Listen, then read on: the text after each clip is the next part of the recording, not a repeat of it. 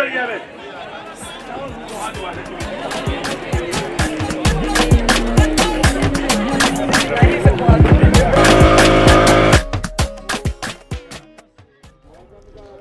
été ravi. D'abord, ça m'a fait vivre mon enfance.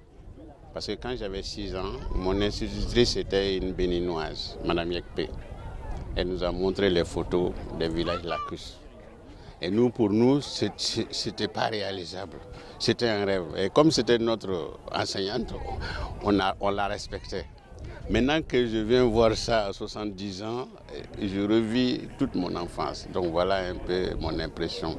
Je ne pouvais pas me rendre compte qu'on a un marché sur l'eau. On a une école sur l'eau et les gens vivent sur l'eau. Surtout en tant que Sahélien, vous voyez un peu ce que ça représente pour moi. Tout un plaisir.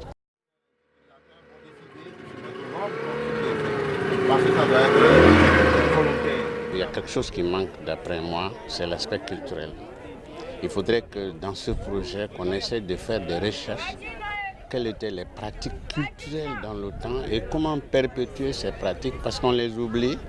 On se couvre souvent des bâtiments, des machins, mais l'homme ne vit pas que de ça aussi. Vous avez vu qu'on a vu une grande mosquée, on a vu beaucoup d'églises qui sont les plus grands bâtiments par rapport aux autres équipements. Ça veut dire que l'homme accorde homme ou femme, accorde une grande importance à l'aspect culturel.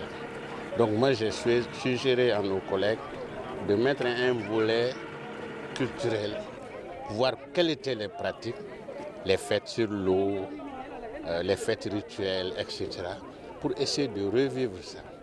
La deuxième chose, c'est l'espace des enfants. Je suis enseignant, partout où je veux que les gamins ou les gamines de 6 ans trouvent un espace pour s'amuser, et ça manque. Il y a les écoles, je vais bien, mais ça ne suffit pas. Il faut un espace. La formation et donc le cadre ça c'est la route, c'est ça? Oui. Donc là, il y aura un embarcadère. Je suis très impressionnée, c'est la première fois que je viens ici. Et bien après tous les échanges en réunion sur la ville durable de demain, je me dis que c'est quand même drôlement intéressant parce que la première leçon, c'est de venir voir ici. C'est un écosystème qui concentre tout un tas à la fois de solutions et de problèmes évidemment, mais que ce soit d'un point de vue sanitaire, d'un point de vue écologique, d'un point de vue de transport, qui sont évidemment très très particulières, qui n'ont rien à voir avec les schémas de la ville en dur sur Terre. Mais je pense que c'est quelque part un exemple, avec bien sûr plein de choses à améliorer, à commencer par évidemment la question de la santé, les questions sanitaires, mais quand même je pense qu'on a beaucoup à retenir, à apprendre de cette capacité de s'adapter à un contexte et de faire en sorte qu'un écosystème continue de vivre. Et c'est surprenant le nombre d'habitants, moi j'étais très surprise par l'échelle en fait.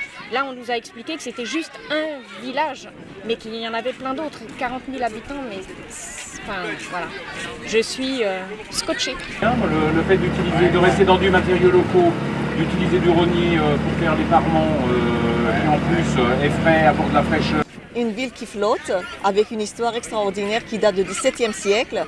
Nous avons appris beaucoup de choses, nous avons vu comment ça fonctionnait en termes à la fois social et aussi urbanistique, puisque c'est complètement structuré avec des quartiers administratifs, la mairie, l'école, le collège, et des églises et une grande mosquée, et puis les habitations.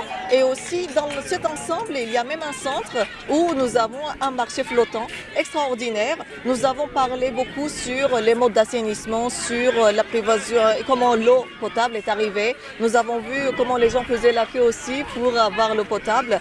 Nous avons vu comment ils utilisaient l'électricité, comment ensuite les projets de l'AFD. Ça, c'était extraordinaire aussi. 10 maisons déjà en construction en tant que projet pilote. Et derrière, il y aura plus de 800 logements. Donc tout en bois, complètement toute une structure en bois. Et puis cet environnement extraordinaire, mais c'est incroyable. C'est incroyable parce qu'à un moment donné, on ne savait pas où on était géographiquement. Il y a des côtés un peu comme en Asie, on peut dire, comme en Thaïlande, etc. C'est cette façon de vivre. mais avec une sociologie complètement différente.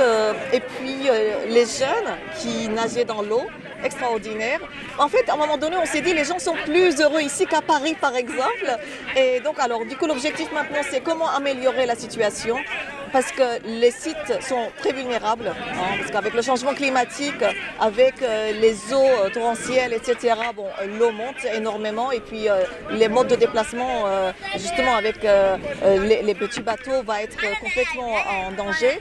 Et puis les logements aussi, on a vu pas mal qui étaient un peu effondrés, y compris le centre de la francophonie, hein, et donc qui sera reconstitué prochainement, où nous espérons par la suite organiser peut-être une conférence dans la nouvelle maison de la francophonie. En tout cas, bref, extraordinaire journée. Merci beaucoup à l'Institut français et à l'ambassade de France d'avoir organisé cette visite. Nous reviendrons sûrement une autre fois pour regarder comment ça marche et les nouveaux projets en cours.